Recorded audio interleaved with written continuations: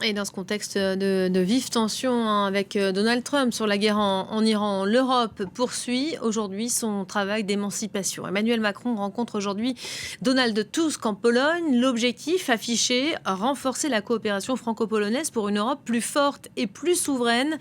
Tout cela face à la Russie, bien sûr, mais face aussi aux États-Unis. Bonjour Adrien Sarlat, vous êtes notre correspondant en Pologne. Quels sont aujourd'hui les enjeux de ce sommet ?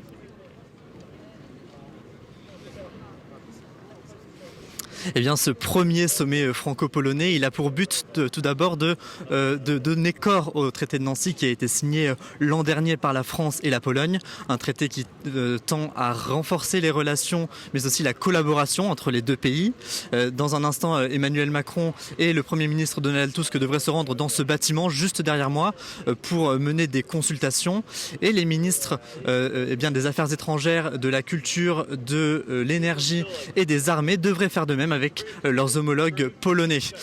Et alors au menu des discussions, on devrait retrouver la transition énergétique polonaise puisque la Pologne tente de se débarrasser du charbon et a déjà entrepris de construire sa première centrale nucléaire. Une deuxième devrait suivre et à ce moment-là, eh bien, le français EDF s'est déjà positionné pour tenter de remporter les contrats pour la création des réacteurs nucléaires.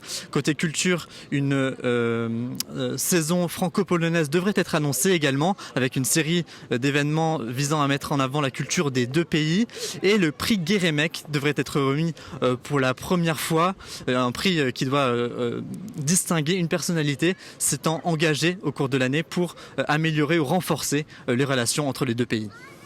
Voilà, c'est un sommet qui se joue sous l'ombre, dit-on, de la dissuasion nucléaire française. Expliquez-nous.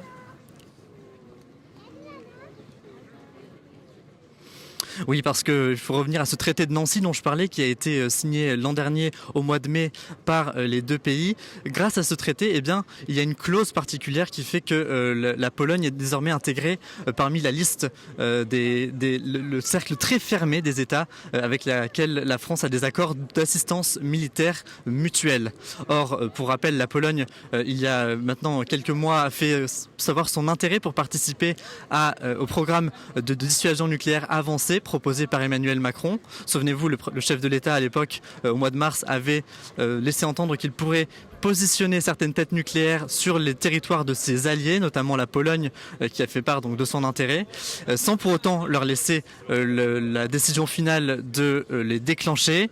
Et les discussions d'aujourd'hui pourraient permettre de définir un peu mieux les contours, d'en savoir un peu plus sur la forme que prendra cette coopération dans le domaine nucléaire. En tout cas, l'Elysée de son côté a déjà affirmé que des accords seraient conclus dès aujourd'hui dans le domaine des satellites et des communications militaires entre les deux pays. Merci beaucoup Adrien Sarlat en direct donc de Gdansk pour France 24.